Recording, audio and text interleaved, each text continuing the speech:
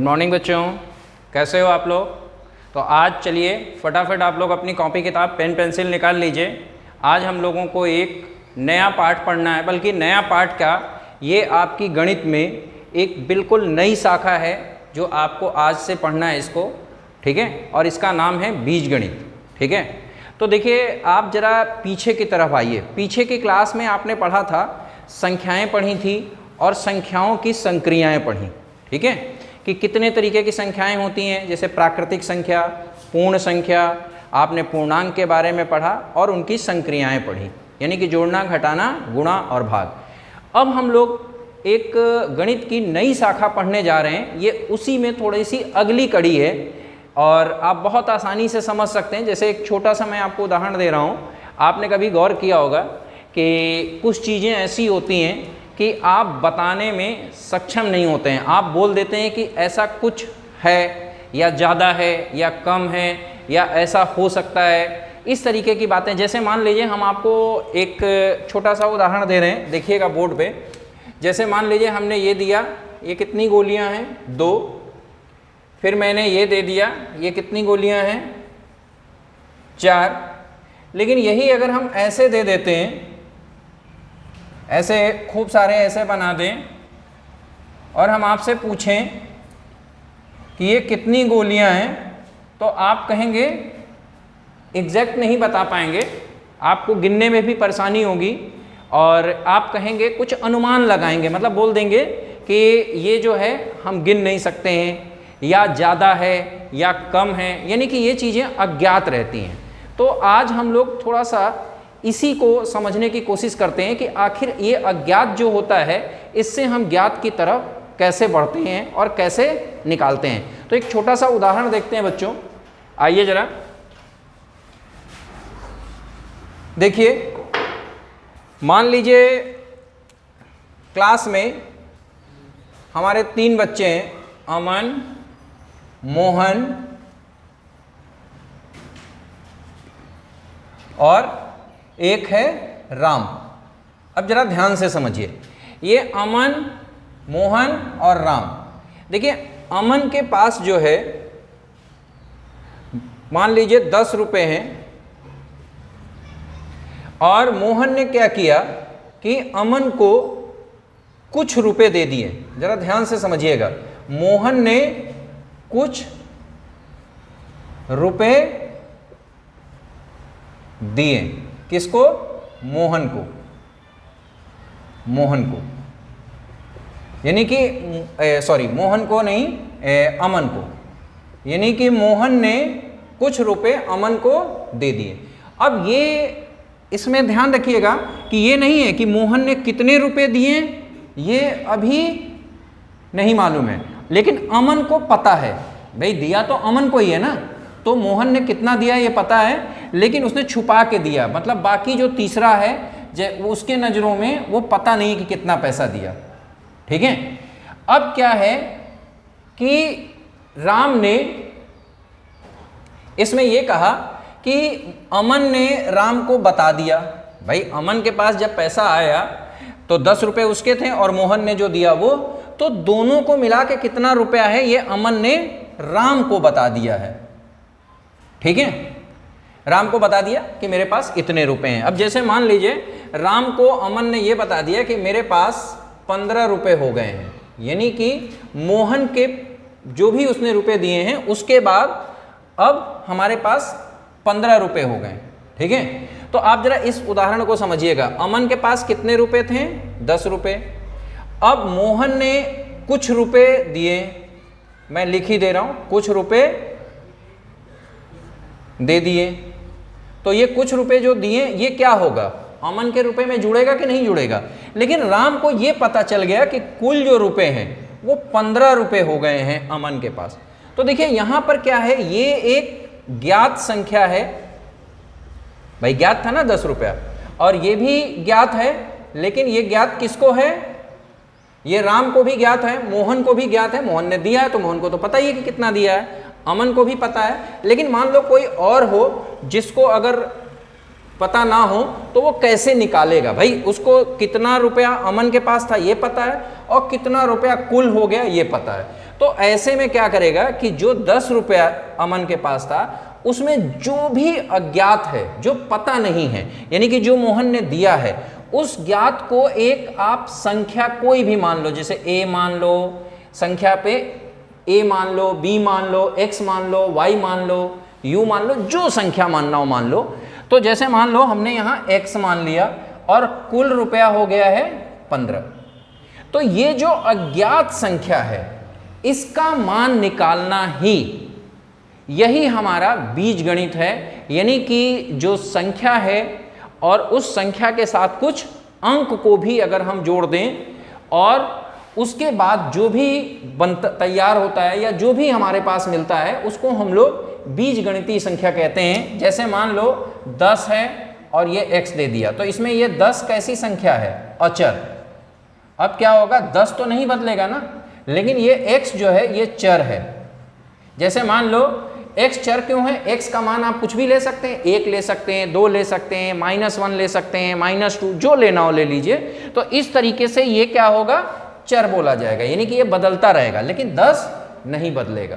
ठीक है, तो आज इसी पर आधारित हमारा अभ्यास है बीजगणित की अवधारणा, कि आखिर बीजगणित में की अवधारणा कैसे, मतलब बीजगणित की उत्पत्ति हुई या क्या क्या ऐसी समस्याएं आई जिसके कारण हमको बीजगणित को पढ़ना पड़ा, या बीजगणित में हम क्या क्या पढ़ते हैं, यही सारी चीज़ें हमें आज पढ़ना है इसमें। तो आइए देखते हैं, अभ्यास उठाते हैं हम लोग। अभ्यास का पहला सवाल, अभ्यास है आपका 5A। अभ्यास 5A। तो देखिए पहला सवाल आपका ये है कि शिक्षक ने प्रत्येक शिक्षार्थी को 3 पेंसिल दिए, यानी कि एक टीचर हैं जो अपने सभी बच्चों को 3 पेंसिल देते हैं। ठीक है, ध्यान से सुनिएगा, कितने पेंसिल देते हैं? 3।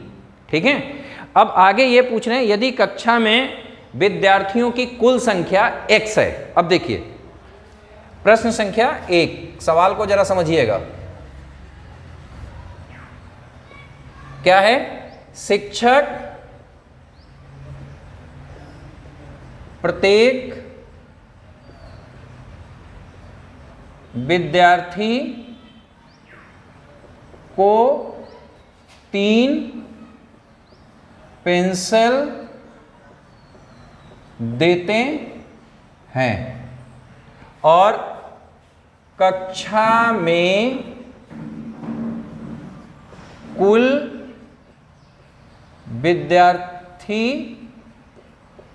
x है। तो पूछा गया है कि शिक्षार्थी को कुल कितने पेंसिल, मतलब शिक्षक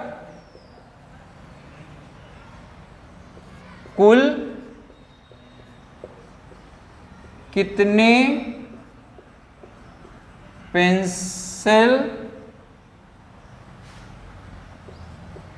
पेंसिलें देते हैं। अब जरा समझिएगा प्रश्न क्या है कि क्लास में विद्यार्थी कितने हैं? x हैं, और प्रत्येक विद्यार्थी को कितने पेंसिल दी गई?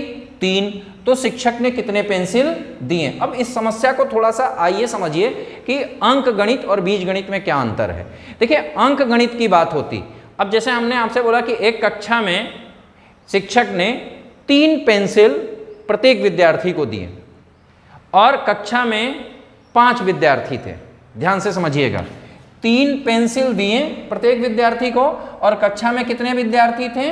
5। तो कुल कितने पेंसिल दिए आप गुणा कर दीजिए, यानी कि 15। लेकिन यही यहां पर कुल विद्यार्थियों की संख्या अज्ञात है। तो अज्ञात है तो आप क्या करेंगे? कोई चर मानेंगे, चाहे वो x लें, चाहे y लें, चाहे u लें, चाहे v लें, लेकिन चूंकि यहां पर x दे रखे हैं तो इसलिए आप x ही रहने दीजिए। अब कुल कितने पेंसिलें हैं? तो आप देखिए विद्यार्थी कितने थे? 3, और कुल शिक्षक ने प्रत्येक विद्यार्थी को कितने पेंसिल दिए? 3, और कुल विद्यार्थी कितने थे? x। तो 3 और x का गुणा कर दो तो कितना हो जाएगा? 3x। यानी कि शिक्षक कुल 3x पेंसिलें देते या कुल 3x पेंसिलें दिया या दिए। ठीक है, तो ये हमारा पहला सवाल है। अब इसी में क्लास वर्क में फटाफट आप अपनी कॉपी निकालिए। क्लास वर्क में फर्स्ट का ही बी पार्ट, ये क्लास वर्क में प्रश्न संख्या 1 का बी पार्ट जल्दी से करके दिखाइए। तब तक हम लोग आते हैं अगले सवाल पे। देखिए अगला सवाल आपका प्रश्न संख्या 2 है, तो तब तक आप जरा पढ़िए अपनी किताब से और देखिए सवाल है क्या। देखिए सवाल में दिया गया है, पढ़ते रहिए जरा, आप पहले समझ लीजिए फिर मैं बताऊं।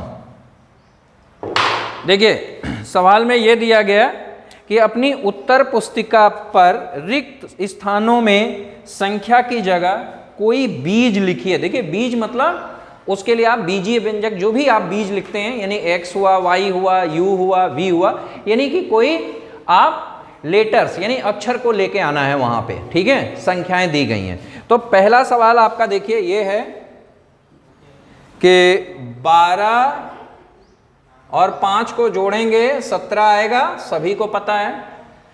अब क्या है, ये पूछा गया है कि इस बॉक्स में यहां पर कोई बीज लिखना है।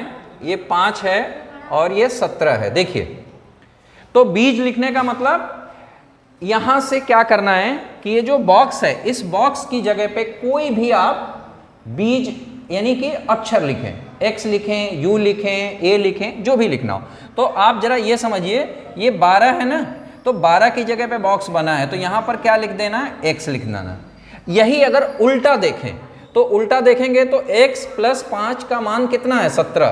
तो कोई पूछे x कितना होगा तो 12, आप खुद यहाँ x की जगह पे 12 रखिएगा, तभी 12 और 5 को जोड़ेंगे तो 17 आएगा। कोई दूसरी संख्या और नहीं हो सकती है, ये ध्यान रखिएगा। इसी में एक दूसरा सवाल दिया है। दूसरा सवाल आपको दिया गया है, सोच के बताइएगा। मैं इसका चौथा सवाल उठा रहा हूं, इसी का चौथा सवाल वो ये है कि 35 में 5 से भाग दिया गया है और बराबर है 7।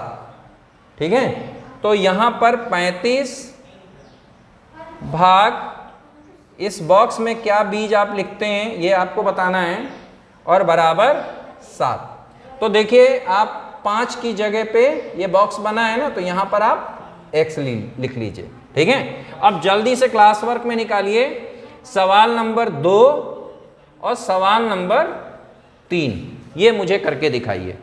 ठीक है, जल्दी से नोट कर लीजिए, फिर अगले सवाल पे हम लोग आते हैं।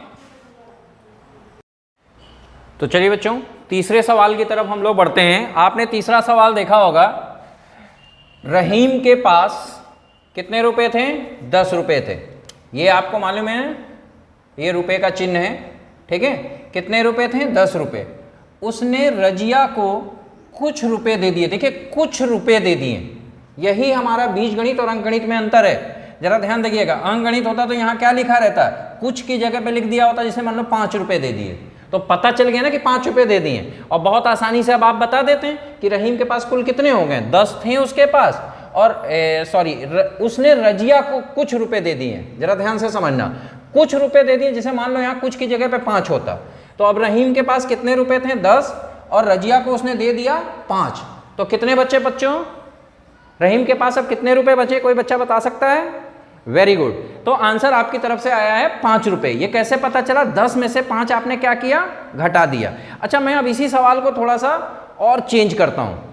रहीम के पास, ध्यान से सुनिएगा सभी बच्चे, अपनी कॉपी किताब निकाल लो और जल्दी से मुझे करके दिखाना, जैसे मैं बोलूं आप उत्तर लिख के दिखाइएगा। सुनिए, रहीम के पास कितने रुपए हैं, 10 रुपए, और रजिया ने रहीम को 5 रुपए और दे दिए। अब बताओ रहीम के पास कुल कितने रुपए हो गए, जल्दी से बताओ।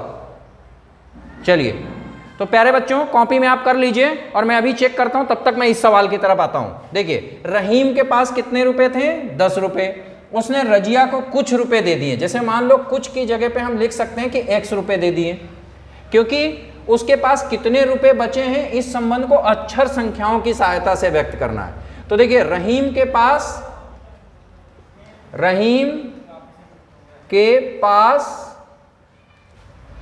बचे हुए रुपए कितने हैं?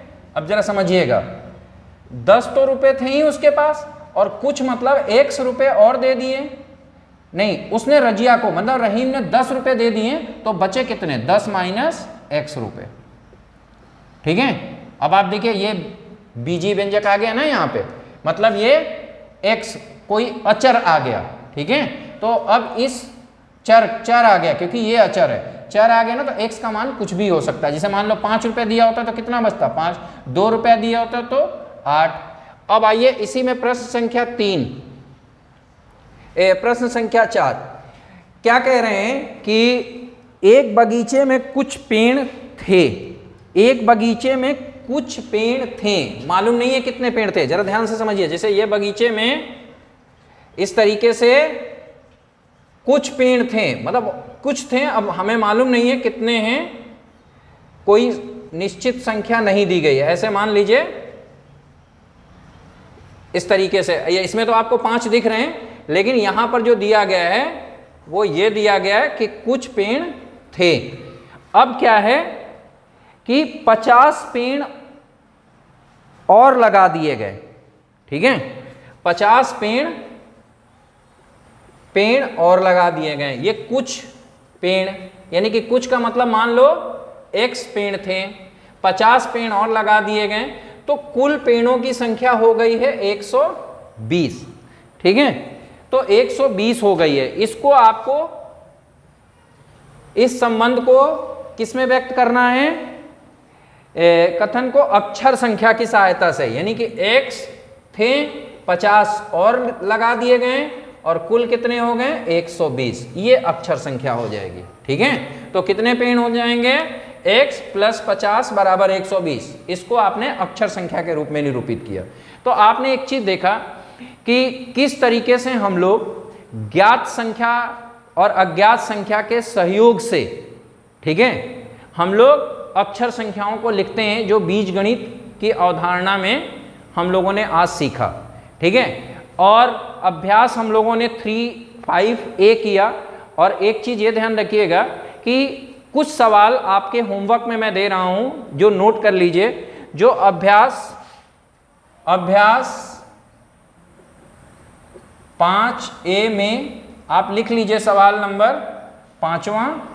ठीक है, और कुछ सवाल मैंने जो क्लास वर्क में दिया है वो जल्दी से मुझे करके और अभी भेजिए। ठीक है, आज के लिए हमारी क्लास बस इतनी होगी बच्चों। धन्यवाद, आप लोग पढ़ते रहिए, बहुत मजा आएगा आगे की क्लास में। ठीक है।